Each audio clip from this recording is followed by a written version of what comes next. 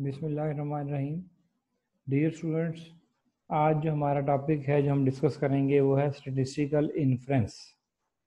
तो इसके अंदर हम बेसिकली स्टार्ट करेंगे इसकी डेफिनेशन से। इसके बाद हम डिस्कस करेंगे डिस्क्रिप्टिव एंड इन्फ्रेंशियल स्टैटिस्टिक्स के बारे में, इसका डिफरेंस पढ़ेंगे। इसके बाद हम देखेंगे कि हमने सैंपल क्या है, सैंपल का डेटा हम कैसे कलेक्ट करते हैं, सैम्पलिंग की टाइप्स कितनी हैं, सैम्पलिंग डिस्ट्रीब्यूशन कैसे बना सकते हैं। तो ये सारी चीज़ें हम आज की डिस्कशन में कवर करेंगे। हम स्टार्ट करते हैं स्टैटिस्टिक्स की डेफिनेशन से। तो अगर हम इसको डिफाइन करना चाहें तो डेफिनेशन से पहले हम ये देखते हैं कि ये स्टैटिस्टिक्स का वर्ड है ये कहाँ से हमारे सामने आया। तो स्टैटिस्टिक्स का वर्ड जो है बेसिकली एक लैटिन वर्ड है स्टेटस, जिसका मतलब है पॉलिटिकल स्टेट। इस पॉलिटिकल स्टेट से स्टेटस वर्ड जो है वो एक लैटिन वर्ड है जो कि स्टैटिस्टिक्स के साथ एसोसिएटेड है। और नॉर्मली अगर हम देखें जो स्टैटिस्टिक्स हैं वो गवर्नमेंट को डिफरेंट पॉलिसी मेकिंग के लिए चाहिए होती है, और इसलिए यहाँ पे हमने कहा कि ये एसोसिएटेड है, या इसका मतलब है पॉलिटिकल स्टेट। इस स्टैटिस्टिक्स के अंदर जो है बेसिकली जो फैक्ट्स एंड फिगर्स हैं उनको सिस्टमेटिकली अरेंज किया जाता है। जो फैक्ट्स एंड फिगर्स हैं वो न्यूमेरिकल फॉर्म में अवेलेबल होंगे। और बेसिकली जो वर्ड है स्टैटिस्टिक्स का, इसको हम प्लूरल मीन्स जमा के सीगे में या प्लूरल फॉर्म में हम इसको पढ़ा करते हैं, मीन्स स्टैटिस्टिक्स। अगर हम बात करना चाहें कि ये कुछ वैल्यूज़ हैं या ये कुछ मार्केट के अंदर प्राइसेस हैं किसी एक ख़ास गुड्स की, तो हम उन प्राइसेस को कहते हैं कि ये है बेसिकली स्टैटिस्टिक्स ऑफ प्राइसेस। इसी के साथ अगर हम देखना चाहें कि इकोनॉमी के अंदर एक साल में कितने रोड एक्सीडेंट्स हुए, तो हम उसे स्टैटिस्टिक्स की फॉर्म में कह सकते हैं कि these are statistics for road accident in Pakistan. हम देखना चाहते हैं कि पाकिस्तान में क्राइम कितना हुआ किसी भी एक स्पेसिफिक टाइम के अंदर, तो उसके लिए हम यहाँ पे स्टैटिस्टिक्स की लैंग्वेज में कह सकते हैं कि these are statistics of crime. तो नॉर्मली जो हम वर्ड यूज़ करते हैं स्टैटिस्टिक्स का, इसको हम प्लूरल फॉर्म में हम यूज़ करते हैं, मीन्स जैसे हमने एग्जांपल में लिखा कि statistics of crime, statistics of prices, statistics of road accidents. तो इन सारी चीज़ों को देखते हुए हम अगर डिफाइन करना चाहें कि व्हाट इज स्टैटिस्टिक्स, तो हम स्टैटिस्टिक्स को डिफाइन कर सकते हैं कि statistics is a science of collecting, organising, presenting, analysing and interpreting the raw data to make inferences and to reach at decisions in the face of uncertainty। अगर हम इस डेफिनेशन को देखें तो इस डेफिनेशन में कुछ चीज़ें डिस्कस की जा रही हैं, जैसे कि स्टैटिस्टिक्स क्या है। स्टैटिस्टिक्स एक साइंस है। किस चीज़ की साइंस है? Collection of data. कि हम स्टैटिस्टिक्स के अंदर डेटा कलेक्ट करते हैं और उस डेटा को हम ऑर्गेनाइज करते हैं, और ऑर्गेनाइज करने के बाद हम उस डेटा को प्रेजेंट करते हैं। प्रेजेंटेशन की बात हम आगे करेंगे कि हम प्रेजेंट कैसे कैसे कर सकते हैं। इसके बाद हम क्या करते हैं, डेटा को एनालाइज करते हैं, और रॉ डेटा को कलेक्ट, ऑर्गेनाइज, प्रेजेंट और एनालाइज करने के बाद हम उसको क्या करते हैं, इंटरप्रेट करते हैं। इन सारी चीज़ों का स्टैटिस्टिक्स में क्या ऑब्जेक्टिव है?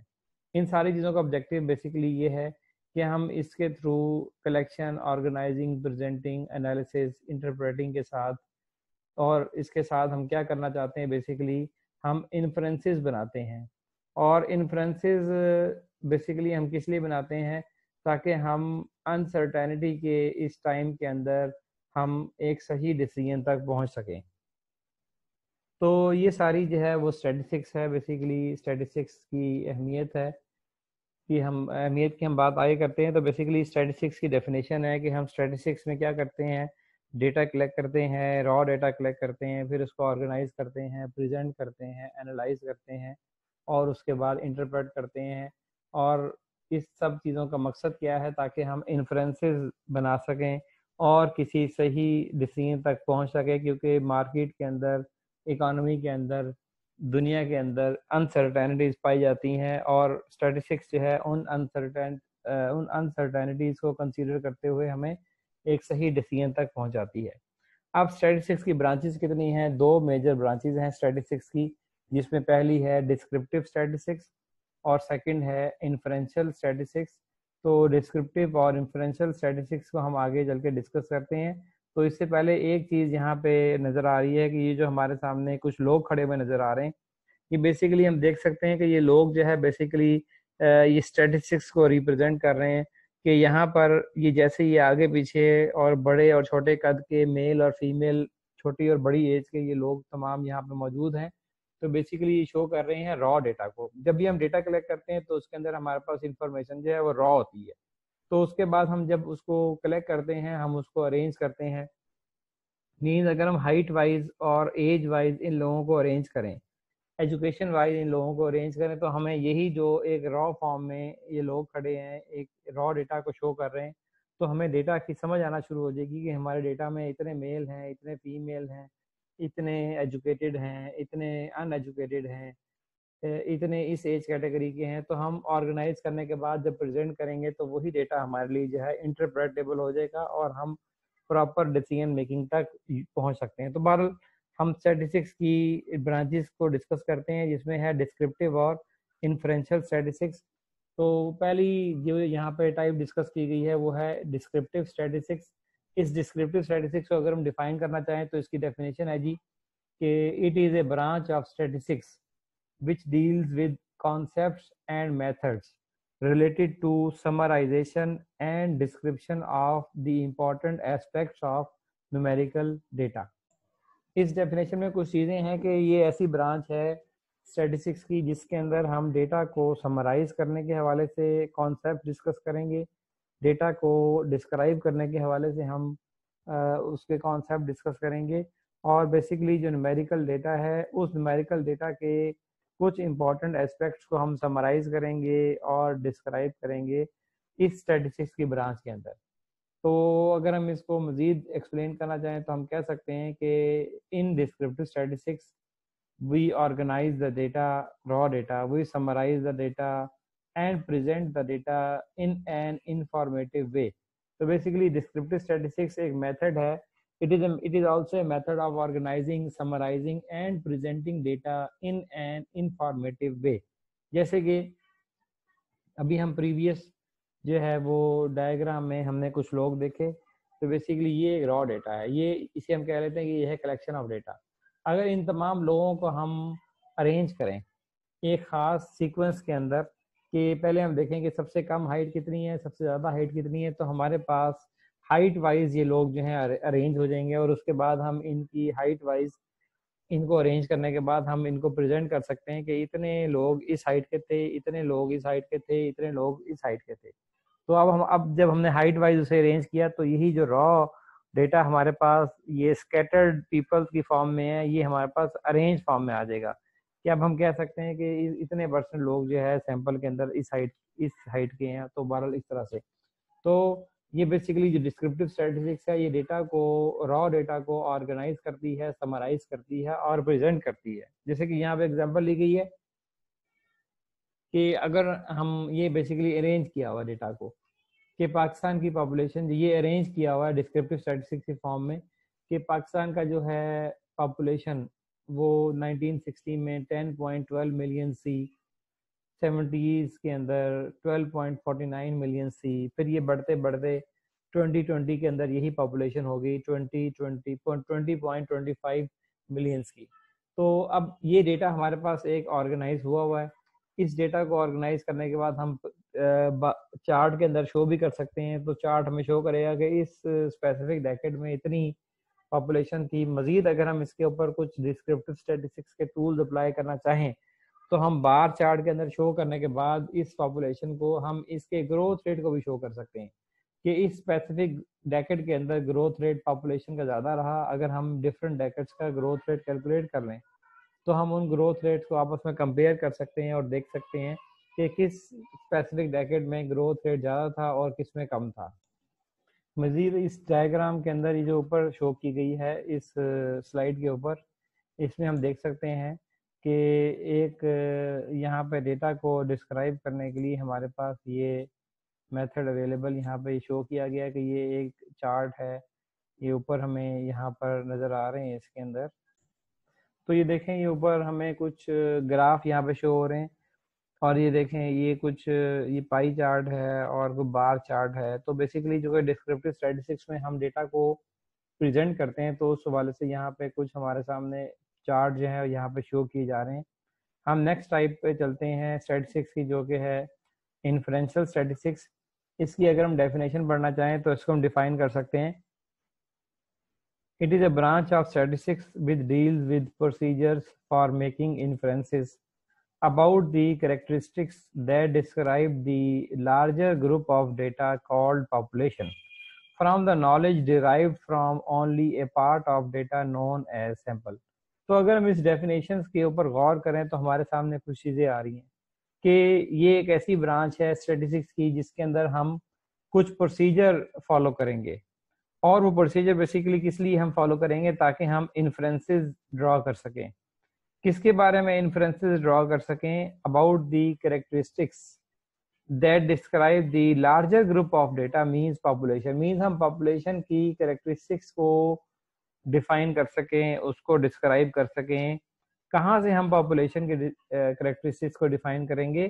From the knowledge derived from only a part of data known as sample. मींस हम सैंपल की बेस पे पॉपुलेशन के बारे में कुछ हम अंदाज़ा लगाएंगे, और उस अंदाज़ा लगाने के लिए जो प्रोसीजर अडॉप्ट किए जाएंगे उसे हम कहते हैं कि ये बेसिकली स्टैटिस्टिक्स में इन्फ्रेंशियल स्टैटिस्टिक्स है।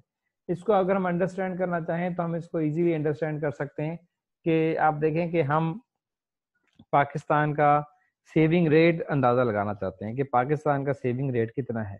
अब दो पॉसिबिलिटीज़ हैं कि लेट्स सपोज हम पाकिस्तान की बात छोड़ें, हम बात करते हैं कि स्कूल ऑफ इकोनॉमिक्स BZU का सेविंग रेट कितना है स्टूडेंट्स का, मीन स्टूडेंट्स को कितनी पॉकेट मनी मिलती है और कितना वो एक्सपेंडिचर करते हैं।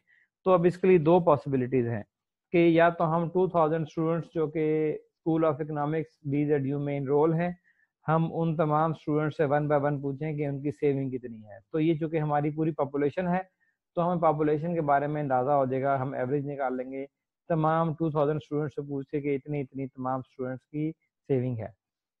एक ये पॉसिबिलिटी है जो कि मुश्किल है, हम 2000 स्टूडेंट्स को जो है इजीली हम उनसे डेटा सेविंग के बारे में नहीं ले सकते। तो हम क्या करते हैं, हम सैंपल लेते हैं सिर्फ 200 लोगों का, लेट्स सपोज।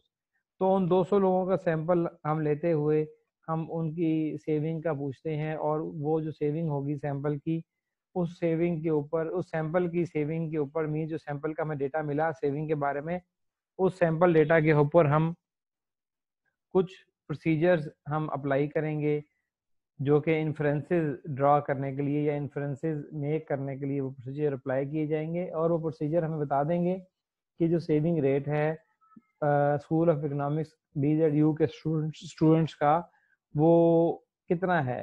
तो वो जो सैंपल से डेटा लिया है, वो सैंपल से डेटा हमें बताएगा कि पॉपुलेशन का सेविंग रेट जो हमने सैंपल से लिया है उतना ही है या ज़्यादा है या कम है, ये जो भी है। तो बहरहाल इन्फ्रेंशियल स्टैटिस्टिक्स के अंदर हम सैंपल से डेटा लेके पॉपुलेशन की कैरेक्टरिस्टिक्स को हम वेरीफाई कर सकते हैं, हम उसको डिस्क्राइब कर सकते हैं। इस तरह हम कह सकते हैं कि बेसिकली इन्फ्रेंशियल स्टैटिस्टिक्स क्या है कि ये हमें डिसीजन मेकिंग में हेल्प करती है, हमें एस्टिमेशन में हेल्प आउट करती है, प्रिडिक्शन में मीन फ्यूचर के बारे में प्रिडिक्ट करने में हेल्प आउट करती है इन्फ्रेंशियल स्टैटिस्टिक्स। वो जो हम प्रोडिक्शन कर रहे होते हैं, एस्टिमेशन कर रहे होते हैं, वो हम सैंपल की कर रहे होते हैं, लेकिन वो जो सैंपल की डेटा लेते हुए हम एस्टिमेशन या प्रोडिक्शन करते हैं, वो प्रोडिक्शन किसके बारे में करते हैं? पॉपुलेशन के बारे में। हम पॉपुलेशन के लिए जनरलाइज कर देते हैं उस सैंपल की बेस पे जो भी हमने एस्टिमेशन की होती है, और वो एस्टिमेशन हम स्टेटिस्टिकल टेक्निक्स के थ्रू करते हैं। तो हम कहते हैं कि जो एस्टिमेशन है ये रिलायबल है क्योंकि हमने स्टेटिस्टिकल इन्फ्रेंशियल स्टैटिस्टिक्स के टूल्स उस पर अप्लाई किए होते हैं। तो बहरहाल इन्फ्रेंशियल स्टैटिस्टिक्स के अंदर हम सैंपल का डेटा लेते हुए हम उसको पॉपुलेशन के लिए जनरलाइज करते हैं, जबकि डिस्क्रिप्टिव स्टैटिस्टिक्स में हम सैंपल का डेटा जो भी होता है हमारे पास अवेलेबल, हम उसको जस्ट प्रेजेंट करते हैं, ऑर्गेनाइज करते हैं, कलेक्ट करते हैं। कुछ और एग्जांपल यहाँ पे दी गई है, जैसे कि यहाँ पे PTV के ऊपर एक ड्रामा है, और वो ड्रामा है उर्तुगल। ये जो है सब लोग जानते हैं कि उर्तुगल जो है एक जो है तुर्की का ड्रामा है, उसकी ट्रांसलेशन की गई है। तो बहरहाल ये PTV के ऊपर आ रहा है। अब PTV बेसिकली देख एडवर्टीजमेंट चलाता है, जो भी चैनल होता है उसकी जो मेजर अर्निंग है, जो भी टीवी चैनल होता है उसकी मेजर अर्निंग जो है उसकी एडवर्टीजमेंट से वो अर्न करती है टीवी चैनल। तो उस टीवी चैनल के ऊपर जब भी कोई ड्रामा प्रोग्राम चलाया जाता है तो उस प्रोग्राम के दौरान हम देखते हैं कुछ कुछ एडवर्टीजमेंट आती है। वो जो एडवर्टीजमेंट है बेसिकली उसका कुछ रेट डिसाइड करती है वो चैनल वाले। तो रेट ज़्यादा भी हो सकता है, रेट कम भी हो सकता है, वो डिपेंड करता है कि किन प्रोग्राम्स के दरमियान ये ऐड चलाई जा रही है। जैसे कि उर्तुगल ड्रामा काफ़ी फेमस है, तो अब पीटीवी देखना चाहती है कि इस ड्रामा की रेटिंग के मुताबिक, लोगों के रिस्पांस के मुताबिक इसके अंदर जो एडवर्टीजमेंट चलाई जाएगी वो उसका रेट डिसाइड किया जाए इसकी पॉपुलैरिटी को देखते हुए। तो उसके लिए जो है पीटीवी वाले जो है 1000 लोगों का जो है वो सैंपल लेते हैं, और 1000 लोग जो है वो उनमें से कहते हैं कि 400 ने जो है वो अर्तुगरुल ड्रामा जो है वो उसको देखा है। तो इस इंफॉर्मेशन से जो कि सैंपल से ली गई है वो इस ड्रामा की, इस प्रोग्राम की एडवर्टाइजिंग रेट को डिसाइड कर सकते हैं, प्लस अपने प्रोग्राम की रेटिंग का भी अंदाज़ा लगा सकते हैं इस किस्म की डेटा कलेक्शन से पीटीवी चैनल वाले। एक और एग्जांपल यहाँ पे दी गई है कि हम बेसिकली देखना चाहते हैं कि एमबीए ग्रेजुएट्स की नॉर्मली सैलरी कितनी होती है। तो उसके लिए एमबीए ग्रेजुएट्स जो है हर साल पास आउट होते हैं यूनिवर्सिटी से, और डिफरेंट उनकी सैलरी होती है। तो 1260 एमबीए ग्रेजुएट्स का जो कि 4 ईयर एजुकेशन लेके पास आउट हुए, उनसे उनकी एवरेज सैलरी जो पूछी गई, उनसे उनकी सैलरी पूछी गई फिर उसकी एवरेज निकाली गई, वो आई 42,694। अब ये सैंपल लिया गया 1260 एमबीए ग्रेजुएट्स का जिनकी एवरेज सैलरी इतनी आई। तो इस 1260 स्टूडेंट्स की एवरेज सैलरी की बेस पे हम ये अंदाज़ा लगा सकते हैं कि जितने भी एमबीए ग्रेजुएट्स होंगे पॉपुलेशन में, उनकी ऑन एवरेज सैलरी कितनी होगी, 42,694। तो बेसिकली जो इन्फ्रेंशियल स्टैटिस्टिक्स है इसके अंदर हम सैंपल से इंफॉर्मेशन लेते हैं। पर्पस क्या होता है, ताकि हमें पॉपुलेशन के बारे में अंदाज़ा लगाया जा सके। अब यहाँ पे जो पेरेंट्स हैं या जो भी स्टडीज कर रहे हैं, तो उन्होंने अगर उनमें से कुछ स्टूडेंट्स ने जो डॉक्टर्स हैं एमबीबीएस डॉक्टर्स, उनसे एवरेज सैलरी पूछी, वो आई लेट्स सपोज 1 लाख रुपए। तो यहाँ से अंदाज़ा क्या होता है कि जो डॉक्टर्स हैं उनकी ऑन एवरेज सैलरी ज़्यादा है, और जो एमबीए ग्रेजुएट्स हैं उनकी ऑन एवरेज सैलरी जो है वो कम है। तो अब यहाँ से नए आने वाले स्टूडेंट्स अंदाज़ा लगा सकते हैं कि किस प्रोफेशन में किस किस्म की एजुकेशन हासिल करने के बाद उन्हें अच्छा जो है इनकम वो अर्न कर सकते हैं, अच्छा जो है उन्हें सैलरी स्ट्रक्चर मिल सकता है। तो उन्हें अंदाज़ा हो गया कि जी डॉक्टर्स को सैलरी ज़्यादा पे की जाती है, तो डॉक्टर्स की फील्ड में इनकम अर्न करने के चांसेस ज़्यादा अवेलेबल हैं। तो ये थी इन्फ्रेंशियल स्टैटिस्टिक्स की डेफिनेशन। हम नेक्स्ट स्लाइड में मूव करते हैं। यहाँ पे जो है वो डिफरेंस बताया गया है डिस्क्रिप्टिव स्टैटिस्टिक्स का और इन्फ्रेंशियल स्टैटिस्टिक्स का। तो हम स्टार्ट करते हैं कि जो डिस्क्रिप्टिव स्टैटिस्टिक्स है बेसिकली वो टारगेट पॉपुलेशन को जस्ट डिस्क्राइब करती है, जबकि इन्फ्रेंशियल स्टैटिस्टिक्स क्या करती है कि जो भी हमारी टारगेट पॉपुलेशन है उसके बारे में हम रिजल्ट्स को जनरलाइज करते हैं। और रिजल्ट्स किस बेस पे जनरलाइज करते हैं, सैंपल की बेस। मींस इन्फ्रेंशियल स्टैटिस्टिक्स जो है वो इन्फ्रेंसेस मेक करती है, इन्फ्रेंसेस बनाती है सैंपल से, और उसको जनरलाइज करती है पॉपुलेशन पे। डिस्क्रिप्टिव स्टैटिस्टिक्स जो है नंबर 2 पॉइंट, ड्रॉ डेटा को ऑर्गेनाइज करती है, एनालाइज करती है और प्रेजेंट करती है इन ए मीनिंगफुल मैनर। जबकि इन्फ्रेंशियल स्टैटिस्टिक्स जो है वो क्या करती है, जो टेस्ट होते हैं, जो प्रोडिक्शन होती है, जो फाइनल आउटकम होती है, फ्यूचर आउटकम जो होती है उसको कंपेयर कर सकती है।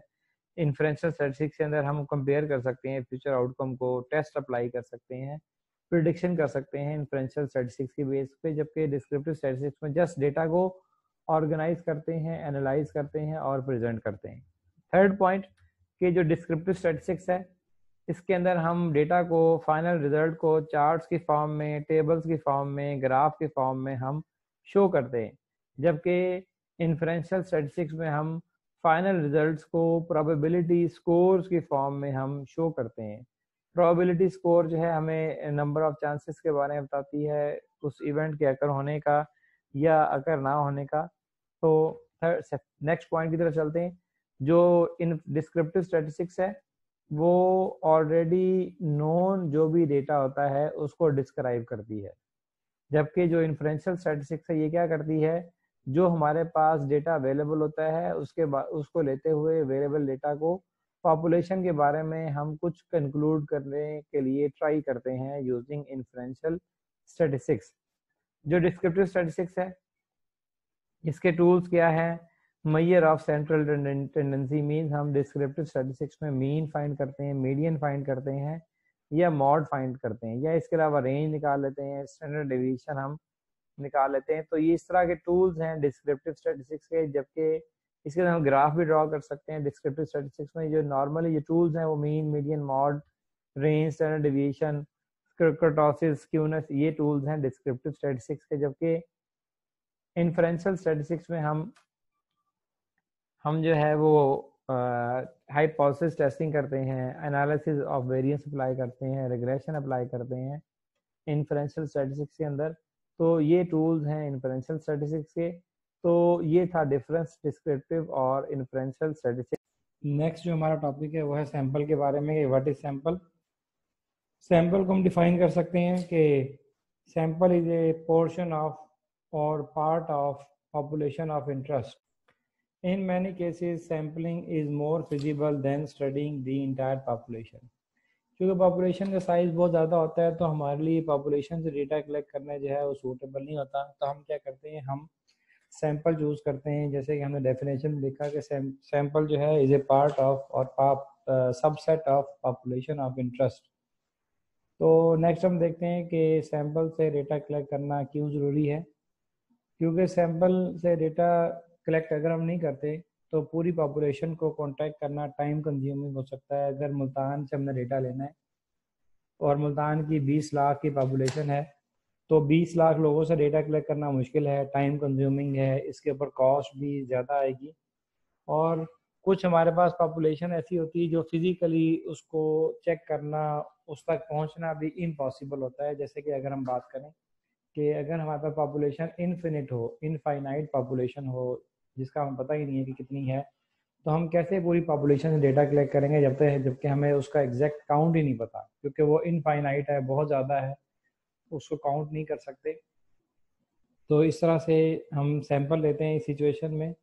इसके अलावा कुछ ऐसी पॉपुलेशन होती है जो डिस्ट्रक्टिव नेचर की पॉपुलेशन है। जैसे कि अगर हम बात करें कि स्टील मिल जो है वो स्टील बनाती है, उसने 10 टन स्टील प्रोड्यूस किया एक दिन के अंदर, और हम देखना चाहते हैं कि ये जो स्टील आज प्रोड्यूस किया है इसकी स्ट्रेंथ कितनी है।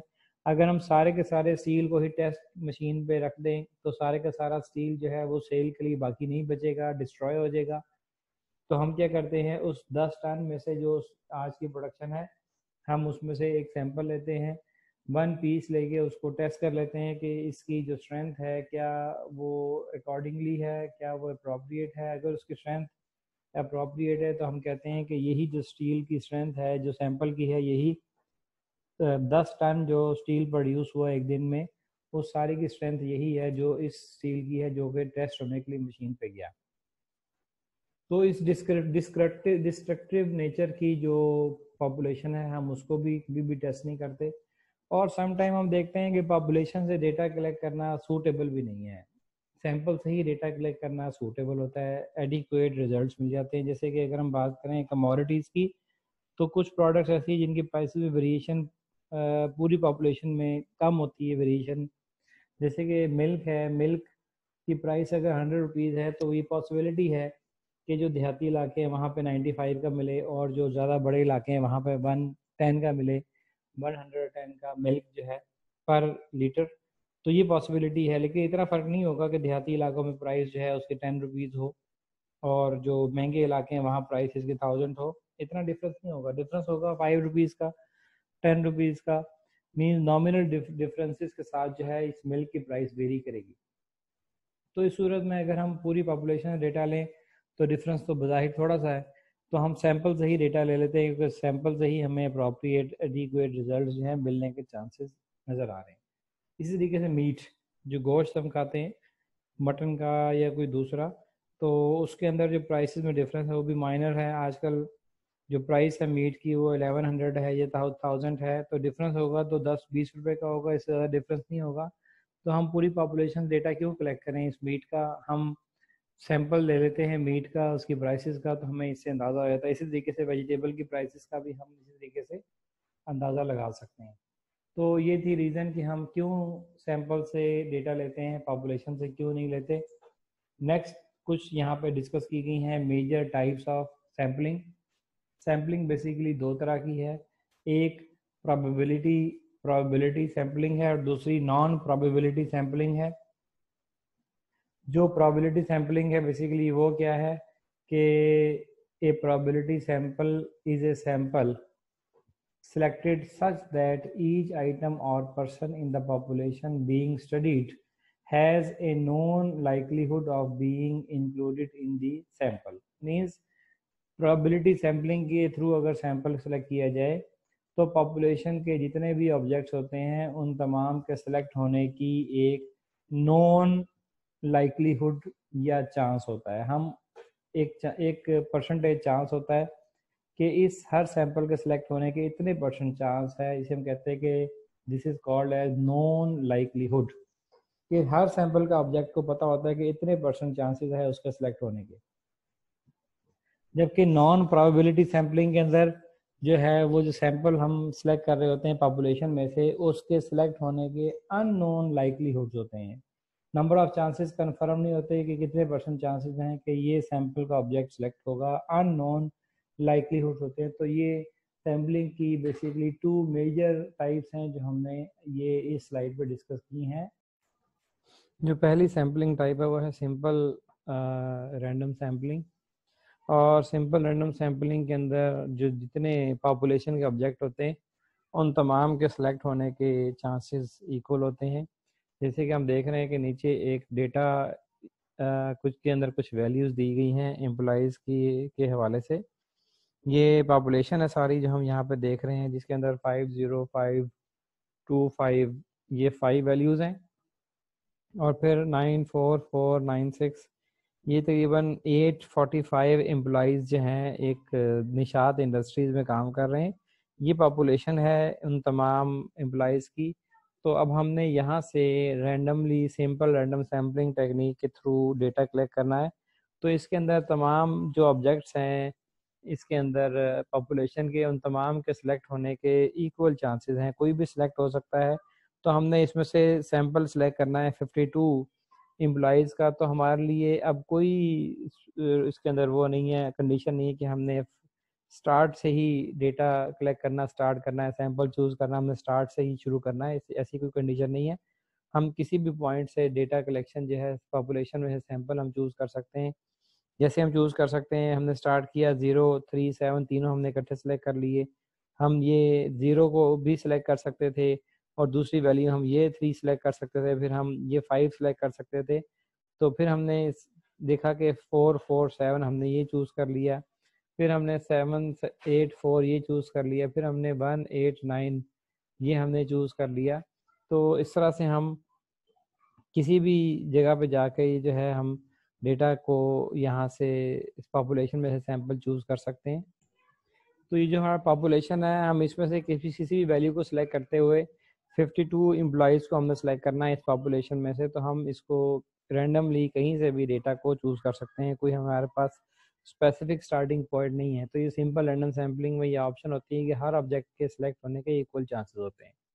नेक्स्ट जो सैम्पलिंग की टाइप है वो है सिस्टमेटिक रैंडम सैम्पलिंग, जिसके अंदर हम एक सीक्वेंस फॉलो करते हैं कि हमने लेट्स सपोज ये हमारे पास 1, 2, 3, 4, 5, 6, 7, 8, 9 और ये हमारे पास कुछ जो है ये पॉपुलेशन का डेटा है और हम इस पॉपुलेशन में से सिलेक्ट करना चाहते हैं लेट्स सपोज 10 का सैंपल। तो अब ये देखें ये 5 वैल्यूज़ है, फिर ये नेक्स्ट 5 वैल्यूज़ है, ये नेक्स्ट 5 वैल्यूज़ है। तो इस तरह ये पॉपुलेशन में काफ़ी सारी वैल्यूज़ हैं। तो अगर हम यहाँ से सिलेक्ट करना चाहें एवरी 10th वैल्यू तो ये होगा एक सीक्वेंस। इसके अंदर हमारे पास अगर पहली वैल्यू ये है तो 1, 2, 3, 4, 5, 6, 7, 8, 9 और ये सेकंड वैल्यू ये 3 होगी। तो इसके बाद फिर नेक्स्ट वैल्यू 1, 2, 3, 4, 5, 6, 7, 8, 9, 10 फिर नेक्स्ट वैल्यू थर्ड वैल्यू 5 होगी। फिर अगर हम यहाँ से सैंपल चूज़ करना चाहते हैं तो हमने देखा कि ये 5 के बाद ये जो 0, 5, 2, 5 इसके सिलेक्ट होने के चांसेस 0 हैं।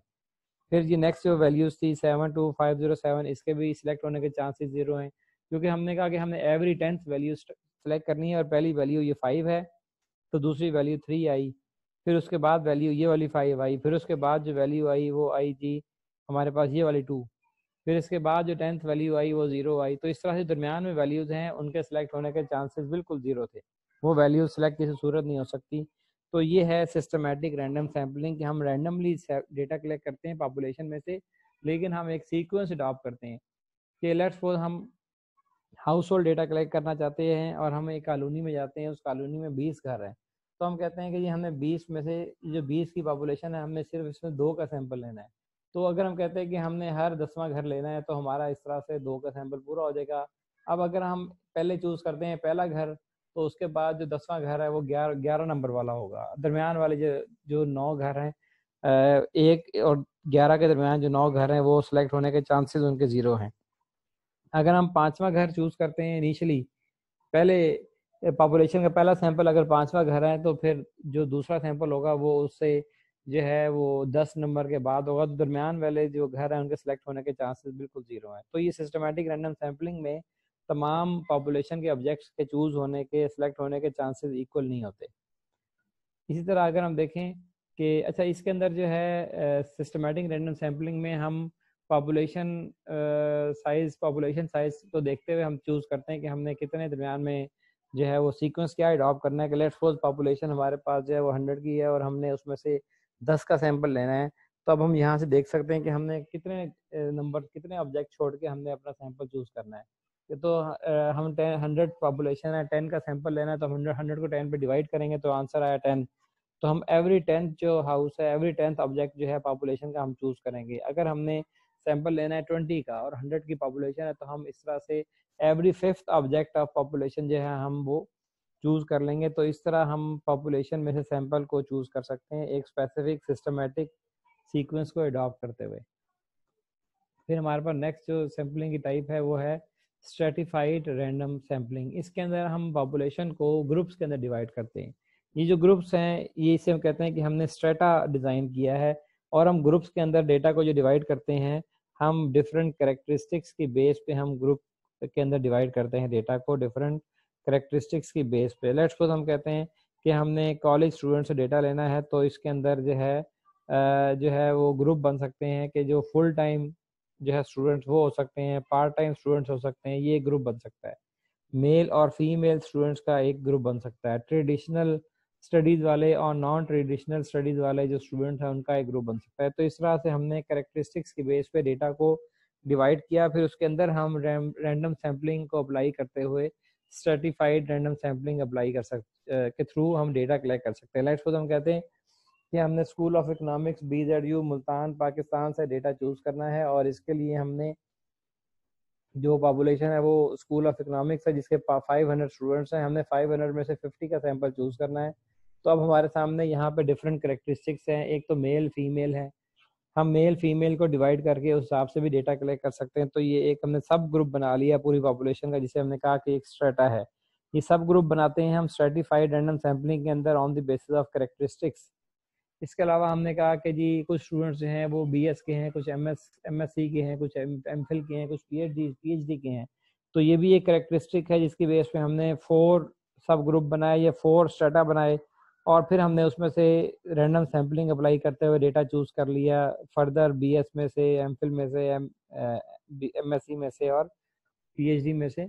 तो इस तरह से हम जो भी करेक्टरिस्टिक्स हैं डेटा के अंदर, पॉपुलेशन के अंदर, उसकी बेस पे हम सब ग्रुप बनाते हुए हम फिर सैंपल चूज़ कर लेते हैं, और हर सब ग्रुप में से हम सिंपल रैंडम सैम्पलिंग अप्लाई करके डेटा को चूज़ करते हैं। इसी तरीके से नेक्स्ट जो सैम्पलिंग की टाइप है वो है क्लस्टर सैम्पलिंग। क्लस्टर सैम्पलिंग में हम डेटा के क्लस्टर बनाते हैं, मीन्स जो पॉपुलेशन होती है उसके हम क्लस्टर बनाते हैं। यहाँ पे जो क्लस्टर बनाए जाते हैं क्लस्टर सैम्पलिंग के अंदर, मीन्स जो ग्रुप बनाए जाते हैं पॉपुलेशन के, वो बनाए जाते हैं on the basis of geographical location, area के हिसाब से ग्रुप बनाए जाते हैं। कि लेट्स सपोज मुल्तान एक सिटी है, मुल्तान पॉपुलेशन है, उसमें से हम डेटा कलेक्ट करना चाहते हैं। मुल्तान के लेट्स सपोज जो है वो 20 डिफरेंट जो है वो एरियाज़ हैं जिसे हम कॉलोनी कहते हैं। 20 डिफरेंट कॉलोनीज़ हैं, एरियाज़ हैं, हाउसिंग सोसाइटी हैं। तो हम उन 20 में से लेट्स सपोज हम चूज़ करते हैं ओनली 3। तो वो जो 3 हमने चूज़ किए वो हमारे पास क्लस्टर थे।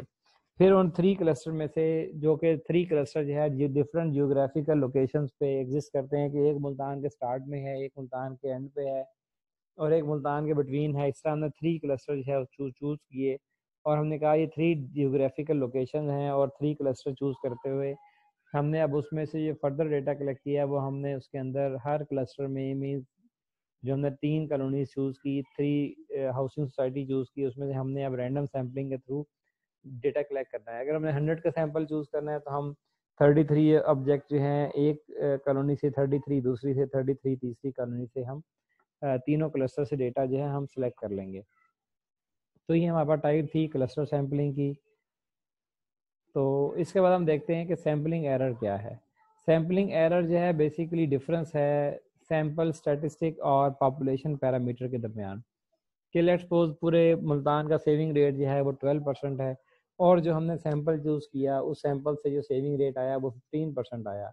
अब ये डिफरेंस है पॉपुलेशन पैरामीटर का, जो हमने कहा कि पॉपुलेशन का सेविंग रेट है 12%, और जो हमने सैंपल चूज़ किया उसमें यकीनन हमने ऐसे लोगों को चूज़ कर लिया जिनकी सेविंग ज़्यादा थी, तो सेविंग रेट आया 15%। तो ये जो गैप है बिटवीन पॉपुलेशन पैरामीटर और सैंपल स्टैटिस्टिक, ये कहलाती है सैम्पलिंग एरर, इसका डिफरेंस। क्योंकि पॉपुलेशन के अंदर सेविंग रेट 12% था, जो हमने सैंपल चूज़ किया उसका सेविंग रेट 15% आ गया। ये भी पॉसिबिलिटी है कि हमने सैंपल चूज़ कर लिया अमीर इलाके से, इस वजह से सेविंग रेट ज़्यादा आया। अगर हम सैंपल कलेक्ट करते रिलेटिवली पुअर कम्युनिटी से, जो पुअर पॉपुलेशन के एरियाज़ हैं, तो मे बी ये सेविंग रेट जो है 5% आता, तो हम कहते हैं कि ये तो पॉपुलेशन पैरामीटर और सैंपल स्टेटिस्टिक के अंदर डिफरेंस ज़्यादा है। जो पहले हमने सैंपल चूज़ किया उसके अंदर सेविंग रेट 15% था सैंपल का, जो दूसरा हमने सैंपल चूज़ किया उसका सेविंग रेट 5% था।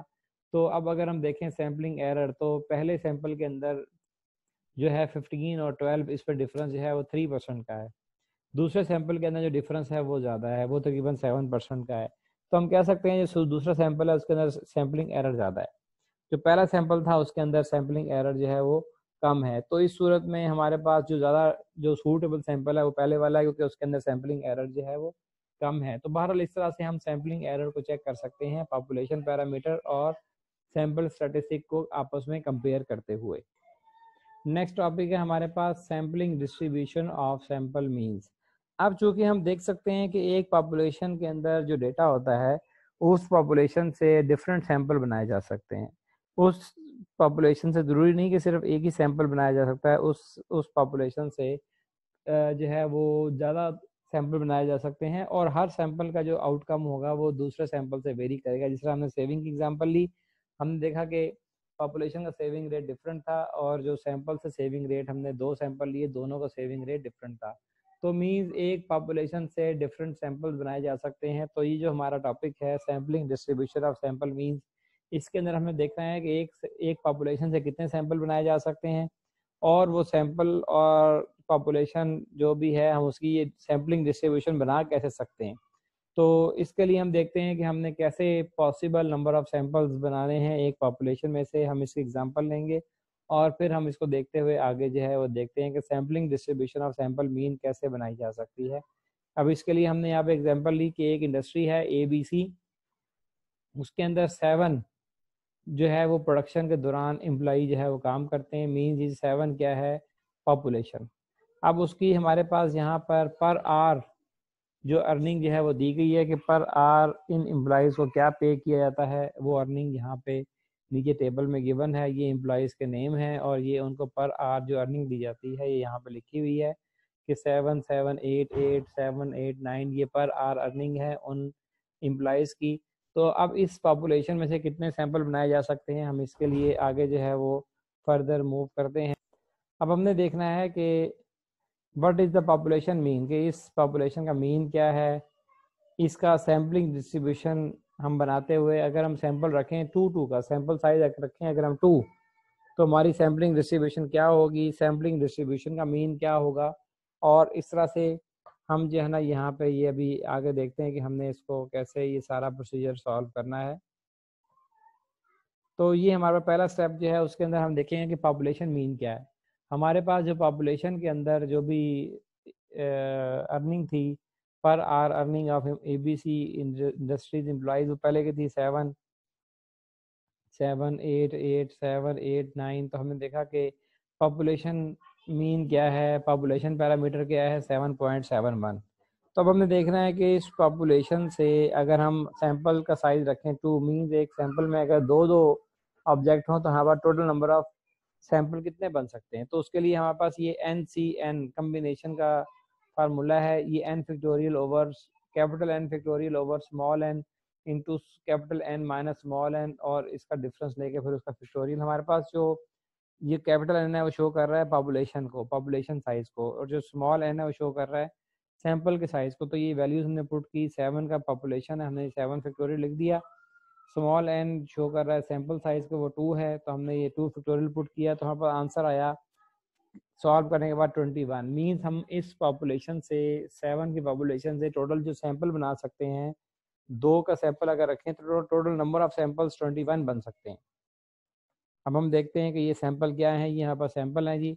हमने यहाँ पर जो सैंपल बनाया, हमने इस तरह से बनाया कि ये पहला एम्प्लॉई है, दूसरा है, थर्ड, फोर्थ। तो हमने इस तरह बनाया कि पहले हमने सैंपल बनाया 7 का, फिर हमने सैंपल बनाया, फिर हमने एक और तरीके से यहाँ हमने पहला सैंपल बनाया 7 का, फिर सेकंड सैंपल हमने बनाया 7 8 का, फिर थर्ड सैंपल हमने बनाया जी ये 7 8 का, फिर हमने नेक्स्ट सैंपल बनाया इस 7 का, फिर हमने नेक्स्ट सैंपल बनाया इस 7 8 का, फिर हमने नेक्स्ट सैंपल बनाया इस 7 9 का।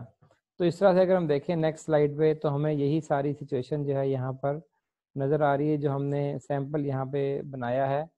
तो हम देखते हैं कि ये सैंपल जो है किस तरह से अभी हमने इसे यहाँ लिखे हैं, ऐसे ही बनाए गए हैं। तो अब यहाँ पर देखें, पहला सैंपल जैसे लिखा है हमने 7 का, फिर 7 8 का, 7 8 का, 7 का, 7 8 का, 7 9 का। तो ये पहले हमने इस वहाँ लाइन लगा के शो किया, उस तरह से ये 6 सैंपल हमारे पास बन गए। तो अब हम देखते हैं कि नेक्स्ट अगले सैंपल कैसे बनेंगे। तो उसके लिए हम यहाँ पर जो है वो देखते हैं कि नेक्स्ट सैंपल कैसे बनाए जा सकते हैं। तो अब हमने इस 7 को अब छोड़ दिया, इस सैंपल 7 से हमने यूज़ करते हुए सैंपल बना लिया। अब हम नेक्स्ट सैंपल बनाते हैं, 7 8 का सैंपल बनाया, फिर नेक्स्ट 7 8 का सैंपल बना, फिर ये 7 और इस 7 का बना, फिर ये 7 और 8 का बना, फिर इस 7 और ये 9 का सैंपल बना। अब नेक्स्ट सैंपल बनाने के लिए हमने इस 7 को फिर छोड़ देना है, फिर ये 8 8 का सैंपल बनेगा, फिर इस 8 को 7 से मिलाएंगे, फिर इस 8 को 8 से मिलाएंगे, फिर इस 8 को 9 से मिलाएंगे, फिर ये 8 को भी हम स्किप कर देंगे, फिर ये 8 7 8 8 और 8 9। इस तरह से हम यहाँ पर जो नंबर ऑफ सैंपल्स हैं वो काफ़ी सारे यहाँ बना सकते हैं। तो उसको अब हम नेक्स्ट स्लाइड पे हम देखते हैं कि हमारे पास ये नंबर ऑफ सैंपल्स बने हुए हैं कि ये उसी तरीके से कि हम एक ऑब्जेक्ट छोड़ते रहेंगे और नेक्स्ट हम फर्दर आगे जो है वो उस सैंपल को बनाते रहेंगे। तो इस तरह टोटल हमारे पास ये 21 सैंपल्स ये बन चुके हैं उस पॉपुलेशन में से। तो आगे जो है ये सैंपल का सम है और ये सैंपल का मीन कैलकुलेट किया गया है। फिर हम देखते हैं ये नेक्स्ट सैंपल का सम और मीन। तो इस तरह ये 21 सैंपल्स का सम और मीन हमें यहाँ पे दिया गया है। नेक्स्ट हम मूव करते हैं। तो अब हमने यहाँ पे क्या किया, हमने बनाया सैम्पलिंग डिस्ट्रीब्यूशन। हमने देखा जिन सैंपल्स का मीन 7 था वो कितने हैं, 1 2 3 3 जो है वो ऐसे सैंपल थे जिनका मीन जो है वो 7 था। फिर 7.5 जिनका मीन था वो 9 सैंपल थे। फिर 8 जिनका मीन था वो 6 सैंपल थे। 8.5 जिनका मीन था वो 3 सैंपल थे। इसका टोटल हमारे पास जो सैंपल साइज था वो 21 था। ये हमारा यहाँ पर 21 आ गया। फिर हमने निकाली प्रोबेबिलिटी।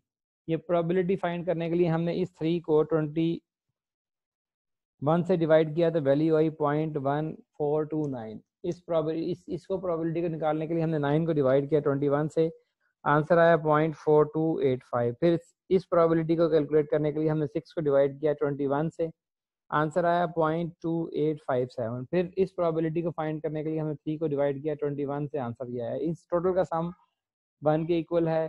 ये टोटल सम जो है नंबर ऑफ सैंपल्स के इक्वल है। तो इस तरह से हमने ये बनाया sampling distribution of sample mean. Sample mean की हमने बनाया सैम्पलिंग डिस्ट्रीब्यूशन। ये नेक्स्ट हमारे पास जो है हमने कैलकुलेट किया कि जो सैंपल के डिफरेंट मीन थे, मीन 21 मीन हमारे पास सैंपल्स क्या थे, तो उससे अगर देखें तो हमारे पास सैंपल मीन क्या आता है। तो उन तमाम को ऐड किया तो हमारे पास सैंपल मीन वही आया जो पॉपुलेशन का मीन था, मीन 7.71। अब हमने इसको यहाँ पे हमने उसकी बनाई डिस्ट्रीब्यूशन। तो डिस्ट्रीब्यूशन जब हमने बनाई तो उसके लिए हमने देखा कि ये हमारे पास जो पॉपुलेशन के अंदर जो हमारे पास 7 थे, 7 जो आया था पॉपुलेशन के अंदर, वो हमारे पास कितना टाइम्स आया था? पॉपुलेशन के अंदर हमारे पास 7 आया था 3 टाइम, 8 आया था 3 टाइम, और 9 आया था 1 टाइम। अब इस चीज़ को लेते हुए हम देखते हैं कि हमारी पॉपुलेशन डिस्ट्रीब्यूशन क्या बनेगी। हाँ, यहाँ पे देखें कि 7 हमारे पास आया था 3 टाइम, 8 हमारे पास आया था पॉपुलेशन के अंदर 3 टाइम, 9 आया था 1 टाइम। अब हमने इसकी बनाई प्रोबेबिलिटी। तो हमने क्या किया कि टोटल पॉपुलेशन साइज हमारे पास था 7, तो हमने 7 को डिवाइड किया, जो है 7 हमारे पास 3 टाइम, तो 3 को डिवाइड किया हमने 7 से, और प्रोबेबिलिटी यहाँ पास आई तो हमने उसके बराबर जो है यहाँ पे एक बार लगा दिया। फिर 8 हमारे पास 3 टाइम था, 3 को हमने डिवाइड किया 7 से, तो हमने जो वैल्यू आई उसको हमने ये इसके इक्वल जो है प्रोबेबिलिटी के सामने एक बार लगा दिया। 9 1 टाइम आया था, तो 1 को डिवाइड किया हमने 7 से, जो प्रोबेबिलिटी आई हमने उसके सामने जो है यहाँ पे बार यहाँ पे शो कर दिया। ये यहाँ पर है पॉपुलेशन डिस्ट्रीब्यूशन। इसी तरीके से हमने बनाई सैम्पल डिस्ट्रीब्यूशन।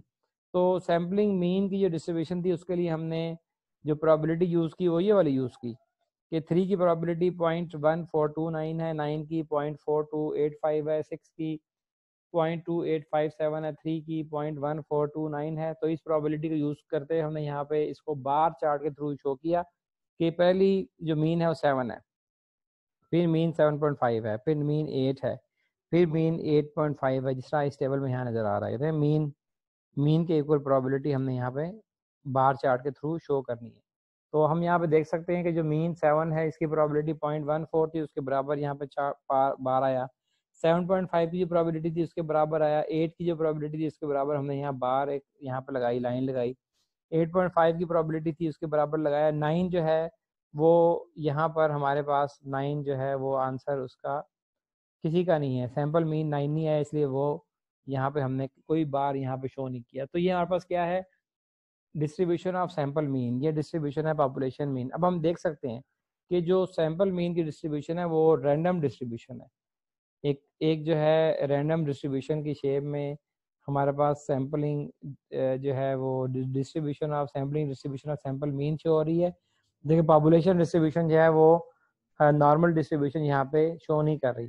तो ये हमारे पास एक क्वेश्चन था। अब हम इसी क्वेश्चन की जो है एक्सरसाइज से एक एक्सरसाइज लेते हैं, हम उसको सॉल्व भी कर सकते हैं। यहाँ पर हमने बुक ओपन की है और बुक से हमने एक एक्सरसाइज ली है।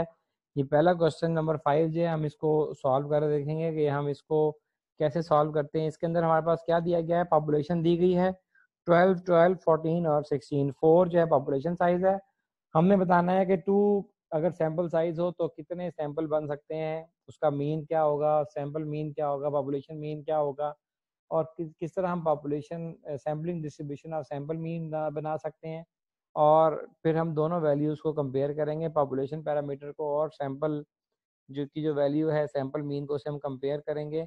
और फिर हम जो है डिस्पर्शन देखेंगे कि पॉपुलेशन और सैंपल मीन में डिस्पर्शन क्या है। मीन हम पॉपुलेशन डिस्ट्रीब्यूशन और सैंपल डिस्ट्रीब्यूशन हम यहाँ पे बनाएंगे, जैसे अभी हमने यहाँ पे एग्जाम्पल के अंदर हमने ये सारी चीज़ें देखी हैं।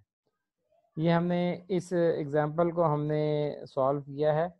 जो एक्सरसाइज के अंदर हमने अभी क्वेश्चन देखा कि ये वही क्वेश्चन एक्सरसाइज वाला। इसके अंदर पहला स्टेप क्या है कि फर्स्ट स्टेप के अंदर हमने कैलकुलेट करना है पॉपुलेशन मीन। जैसे हमने एग्जांपल में देखा कि हमने पॉपुलेशन की वैल्यूज़ को ऐड किया, 4 था पॉपुलेशन साइज, 4 पे डिवाइड कर दिया तो हमारे पास जो पॉपुलेशन मीन आया वो 13.50 आया। फिर हमने देखा कि इस पॉपुलेशन से कितने सैंपल बनाए जा सकते हैं अगर सैंपल साइज जो है वो 2 है और कोई सैंपल जो है वो रिप्लेस ना हो, विदाउट रिप्लेसमेंट वाला मेथड है। तो NCN कम्बिनेशन का फार्मूला है, तो इसको हमने यूज़ करते हुए यहाँ वैल्यूज पुट की। 4 जो है पॉपुलेशन साइज था, 2 हमारे पास सैंपल साइज था, इसलिए हमने ये वैल्यूज पुट की। तो यहाँ पे ये हमने फैक्टोरियल ओपन किया तो 4 multiply by 2, 4 multiply by 3 multiply by 2 multiply by 1 हो गया। 2 फैक्टोरियल ओपन किया, 2 मल्टीप्लाई बाय 1, 4 माइनस 2 2 हो गया, तो 2 फैक्टोरियल 2 मल्टीप्लाई 1, ये 2 से कैंसिल हो गया और 4 ये 2 से कैंसिल हो गया, 2 रह गया, तो 3 2 6, तो 6 हमारे पास आया नंबर ऑफ सैंपल्स। अब हमें देख रहे हैं कि टोटल नंबर ऑफ सैंपल्स बन सकते हैं 6 अगर सैंपल साइज हम रखें 2।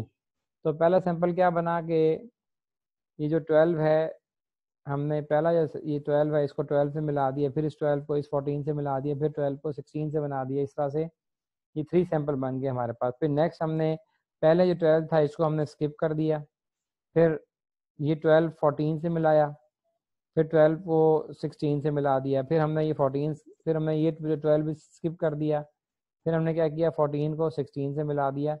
इस तरह से हमारे पास ये विदाउट रिप्लेसमेंट जो है ये 6 सैंपल बन गए। अब इनके मीन आगे दिए गए हैं कि इसका मीन 12 है, इसका मीन 13 है, ये 14 है, फिर इस तरह तमाम सैंपल्स के मीन कैलकुलेट किए गए। अब हमने बनाया इसका sampling distribution of sample mean.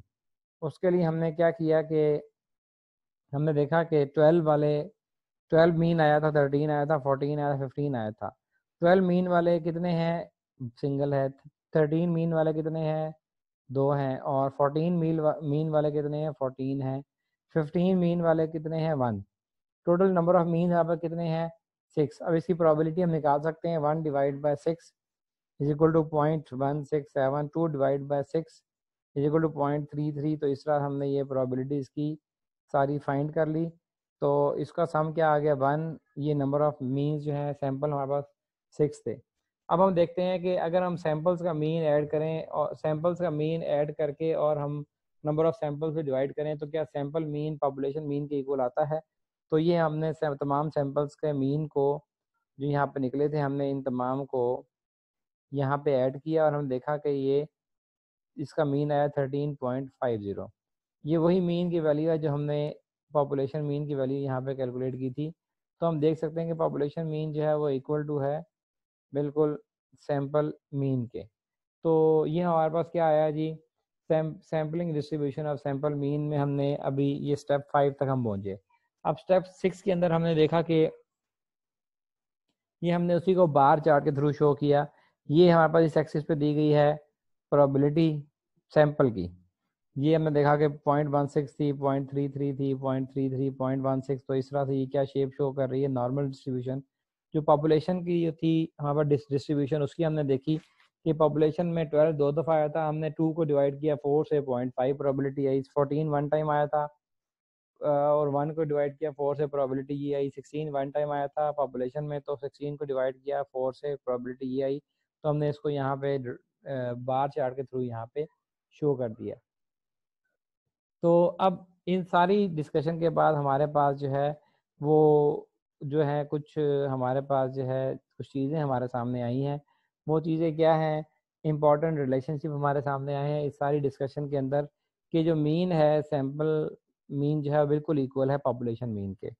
Means अगर हम एक पॉपुलेशन से डिफरेंट सैंपल बनाएं तो मीन, अगर हमने सैम्पलिंग अच्छे तरीके से की है तो जो पॉपुलेशन मीन है वो सैम्पलिंग मीन के बराबर ही आता है। अगर हम सैंपल चूज़ करें पॉपुलेशन में से और सैंपल चूज़ करने का मेथड अगर हमारा अप्रोप्रिएट है तो जो पॉपुलेशन की वैल्यू है वही सैंपल की वैल्यू आएगी। इट मीन्स हम पॉपुलेशन में से सैंपल चूज़ करेंगे तो हमें मुनासिब, एडिक्वेट और रीज़नेबल रिजल्ट मिल जाएंगे। तो हमें पॉपुलेशन को कंक्लूजन ड्रॉ करने के लिए टारगेट करने की ज़रूरत नहीं है, हम जस्ट सैंपल ही लेकर कंक्लूजन अपना ड्रॉ कर सकते हैं। इस सारी एग्जांपल का ये पर्पस था। और हमने देखा कि पॉपुलेशन पैरामीटर इक्वल है सैंपल स्टैटिस्टिक के। अच्छा, फिर नेक्स्ट हम एक और चीज़ जो हमने यहाँ पे कंक्लूड की वो हम यहाँ पे जो है वो देख सकते हैं कि जो हमने सैम्पलिंग डिस्ट्रीब्यूशन की बनाई डिस्पर्शन, जो सैम्पलिंग डिस्ट्रीब्यूशन की हमने डिस्पर्शन बनाई वो ज़्यादा नैरो है as compare to population distribution. अब यहाँ पे डिस्पर्शन का मतलब हम यहाँ पे देख सकते हैं कि हमारे पास डिस्पर्शन का मतलब है वेरिएशन। जो पॉपुलेशन है वेरिएशन वो ज़्यादा है। देखें 12, 14 और फिर 16। पॉपुलेशन में वेरिएशन 12 से 16 तक है, जबकि सैंपल में वेरिएशन जो है वो नैरो है। जैसे हम देख सकते हैं सैंपल मीन कितना है, 12 से 15 के दरमियान। तो सैंपल वेरिएशन थोड़ी है, नैरो है, जबकि पॉपुलेशन वेरिएशन 12 और 16 के मीन पॉपुलेशन में वैल्यूज 12 टू 15 है। पॉपुलेशन की रेंज 12 और 15 के दरमियान है, जबकि सैंपल की रेंज 12 और 15 के दरमियान है। तो हम यहाँ पे देख सकते हैं और कह सकते हैं कि जो सैंपल है, सैम्पलिंग डिस्ट्रीब्यूशन है, उसकी डिस्पर्शन नैरो है, मींस उसमें वेरिएशन कम है। फिर जो हमने यहाँ पे ये जो हमने ये बार चार्ट यहाँ पे शो किया, ये क्या शो करता है कि जो सैम्पलिंग डिस्ट्रीब्यूशन हमने बनाई वो हमारे पास क्या है, वो ज़्यादा नॉर्मली हमारे पास जो है वो शेप है। जो सैम्पलिंग डिस्ट्रीब्यूशन बनाई वो हमने देखी कि वो ज़्यादा नॉर्मल डिस्ट्रीब्यूशन के करीब है। ये देखें, ये नॉर्मल डिस्ट्रीब्यूशन के करीब है जो हमने सैम्पलिंग डिस्ट्रीब्यूशन बनाई। पॉपुलेशन डिस्ट्रीब्यूशन जो है वो कम क्लोज है नॉर्मल डिस्ट्रीब्यूशन के, जबकि सैम्पलिंग डिस्ट्रीब्यूशन जो है सैम्पल मीन की और नॉर्मल डिस्ट्रीब्यूशन के ज़्यादा क्लोज है। उसमें नॉर्मल जो है वो प्रोबेबिलिटी डिस्ट्रीब्यूशन हमें नज़र आ रही है जो हमने sampling distribution of sample mean की। तो ये हमारे पास एक एग्जांपल थी जो हमने एक्सरसाइज में से सॉल्व की।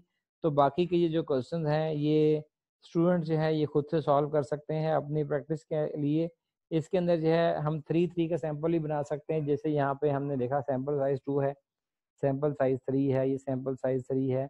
तो अब इसके अंदर प्रैक्टिस जो है वो स्टूडेंट खुद कर सकते हैं। ये कुछ एग्जांपल्स यहाँ पे दी गई हैं जो कि इसी से रेलेवेंट है और स्टूडेंट इसको प्रैक्टिस के लिए जो है वो कर सकता है। ये जो हमने बुक यहाँ पे शो की है, ये बुक का टाइटल पेज में यहाँ पे जो है वो शो कर देता हूँ। ये हमारे पास बुक का टाइटल पेज है, statistical techniques in business and economics, जिसकी हम एक्सरसाइज कर रहे हैं। इसका लेटेस्ट एडिशन यूज़ किया जा सकता है। जो मेरे पास अवेलेबल था उसको लेते हुए हमने ये एक्सरसाइज यहाँ पे हमने एक क्वेश्चन जो है सॉल्व किया है।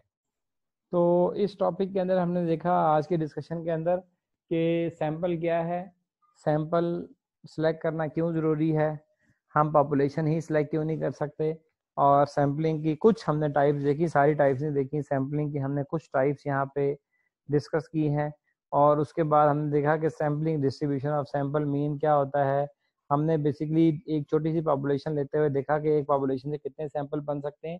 और अगर हम पॉपुलेशन से डेटा लें या हम सैंपल से डेटा लें तो जो पॉपुलेशन और सैंपल पैरामीटर है क्या उनमें ज़्यादा डिफरेंस आता है। अगर ज़्यादा डिफरेंस नहीं आता तो हम सैंपल पैरामीटर को लेते हुए ही अपना कंक्लूजन दे सकते हैं। और जो सैंपल का जो कंक्लूजन होगा वो जो है वो अप्रोप्रिएट होगा, वो डिज़ायरेबल होगा और हम उसको जनरलाइज कर सकते हैं पॉपुलेशन के लिए। तो नेक्स्ट क्लास में हम नेक्स्ट डिस्कशन में हम नेक्स्ट टॉपिक डिस्कस करेंगे। तो आज के लिए इतना ही। ओके, अल्लाह हाफिज़।